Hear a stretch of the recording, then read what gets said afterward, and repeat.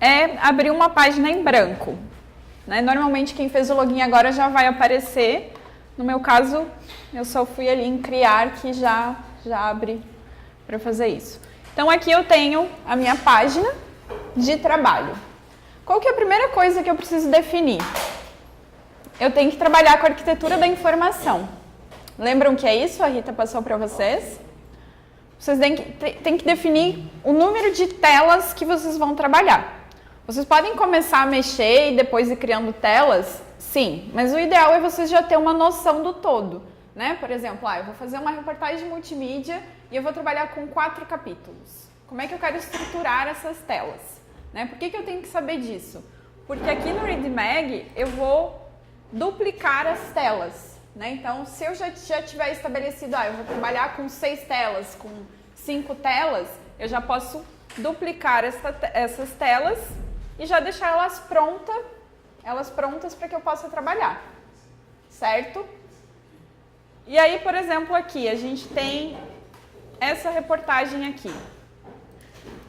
Ela tem uma tela de abertura e é a partir dessa tela que a pessoa consegue fazer a interação, né? Então, vamos trabalhar com a nossa primeira tela, que seria a tela de abertura desse conteúdo. Então, cliquem nessa primeira tela.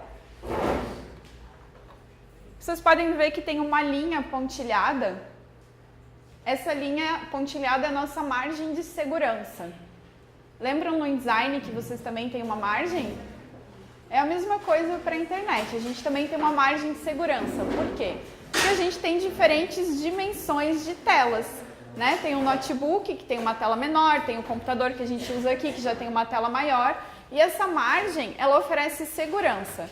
Todo o conteúdo dentro dela não vai sofrer nenhum tipo de corte. Então a gente tem que sempre olhar para ela e pensar onde meu conteúdo está. Eu tenho que colocar ele sempre nessa margem de segurança.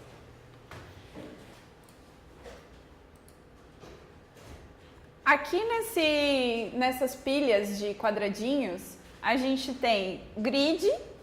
Lembram do grid? São grades e colunas que vocês podem trabalhar para alinhar o conteúdo na tela. Né? Nem todo mundo gosta de trabalhar com as colunas e os grids, mas tem gente que tem preferência por isso para deixar os elementos bem alinhados. Né? Então é uma opção que vocês têm.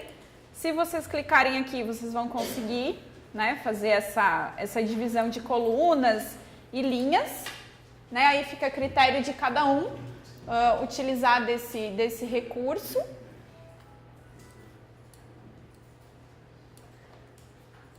E no background, a gente tem a opção de colocar uma cor de fundo. Então, vocês podem selecionar uma cor para que vai cobrir todo o fundo da tela, toda a superfície da tela. Vocês conseguem colocar uma imagem, que aí vocês podem fazer o upload do computador, ou também podem utilizar de outras ferramentas que tenham uma imagem disponível. Se vocês clicar no ícone de fotografia, vai aparecer algumas imagens. Aí a gente até pode selecionar uma só para trabalhar com a informação. Estão conseguindo me acompanhar? Que vocês estão sem computador. Aqui não tem, né? Não, daqui a pouco ele reage aqui. E nesse ícone de play, vocês podem adicionar vídeo de fundo.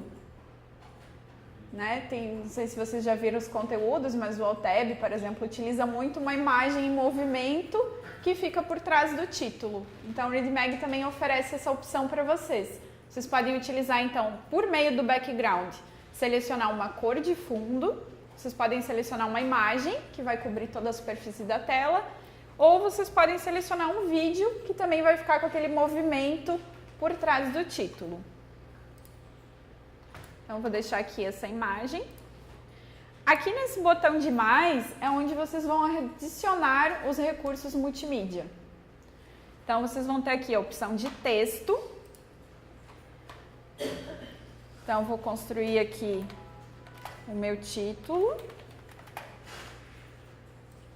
E selecionando esse texto, na lateral eu tenho as opções.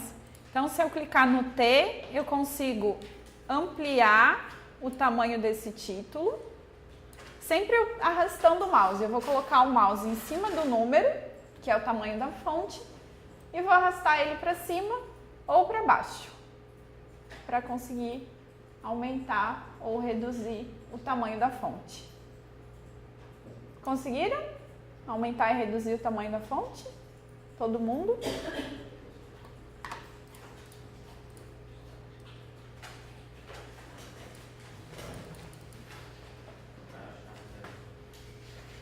Posso seguir? Nesse mesmo T, a gente consegue modificar a fonte. Então, não sei se é onde vocês estão, está aparecendo Roboto e está aparecendo regular abaixo, que seria a família da fonte.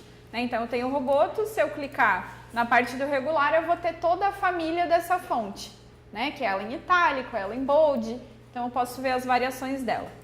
Se eu clicar aqui em Roboto, vão me aparecer duas fontes.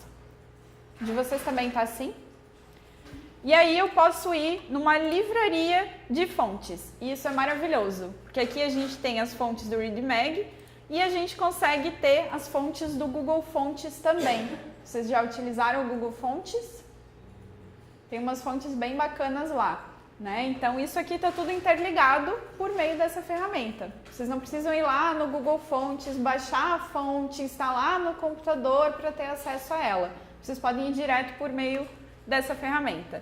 Então, eu posso escolher aqui sem serifa, com serifa, cursiva.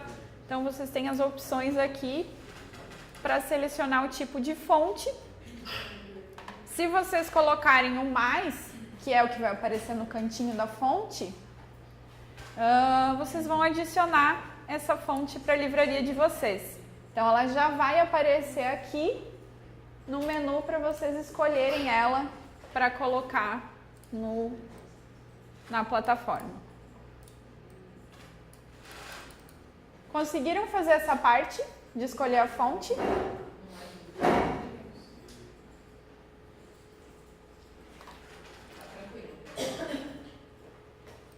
Se eu clicar nesse Bzinho sublinhado, eu tenho as opções também de colocar bold, itálico, sublinhado, taxado, que é a fonte riscada.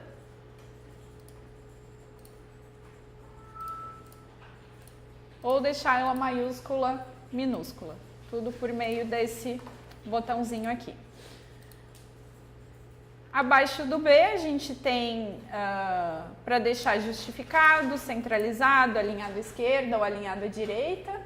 Então, vocês podem fazer isso por aqui. Nesse ícone que tem esse ganchinho, vocês conseguem colocar um link.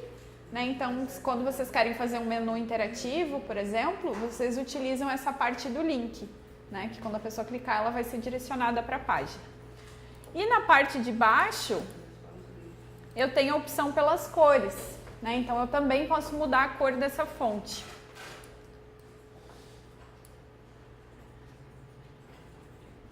Vocês lembram que na aula de cores a gente viu sobre o código hexadecimal, Lembram que a gente viu? Aqui na ferramenta do ReadMag a gente tem o código. Então, por exemplo, se vocês querem escolher as cores por meio daquelas ferramentas que eu mostrei para vocês naquela aula, desenvolver toda a paleta de cores numa outra ferramenta, vocês podem copiar o código de lá e só colar aqui. Não precisa ficar navegando ali para tentar, ai meu Deus, que cor era aquela, será que eu vou conseguir acertar o mesmo tom? E ficar com aquela coisa nervosa de não conseguir achar o tom certo. Vocês podem pegar... Oi? Qual outra ferramenta que a gente pode trabalhar? Para ver as cores? Acho que eu passei para vocês a Color, da Adobe, que vocês viam aquela paletinha de cores. Aí lá ela já gera o código hexadecimal. Então, só colar aqui. Copia o código e cola aqui depois dessa hashtag que tem. Aí vocês já vão ter a cor certa por meio daquela paleta que vocês já desenvolveram. Isso facilita bastante, porque aí vocês só podem definir, eu quero essas e essas cores, deixa o código num bloquinho de notas ali pronto. Toda vez que vocês forem utilizar a cor, vocês podem colocar. Ou vocês podem adicionar aqui nesse mais. Então, eu já criei a cor, já estabeleci. eu crio aqui um mais e essa cor também já fica salva aqui. Então eu posso desenvolver, pegar todas as cores lá da paleta, colocar aqui e toda vez que eu colocar no mais, essa cor já fica salva nessa minha paleta de cores. Então eu também só clico ali que ela já faz a mudança do tom.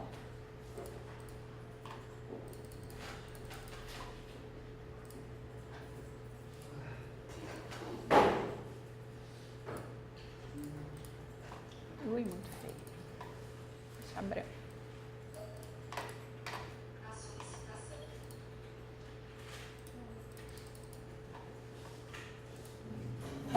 E nessa estrelinha que vocês têm no topo, vocês já chegaram a ver sobre SEO?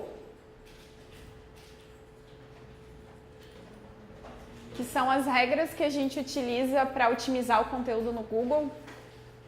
Não viram ainda?